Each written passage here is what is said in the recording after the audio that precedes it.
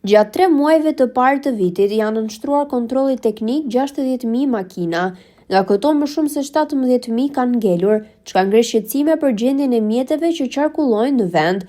Janë publikuar të dhënat për periudhën janar-mars 2025 në lidhje me shërbimin e kontrollit teknik të mjeteve. Gjatë kësaj periudhe janë testuar 60.200 mjete, nga të cilat 88% përbëhen ishin mjete private 4+1 dhe fugon. Sipas shifrave të publikuara, 29% e mjeteve kanë ngelur në testim, duke ngritur shqetësime mbi gjendjen teknike të automjeteve.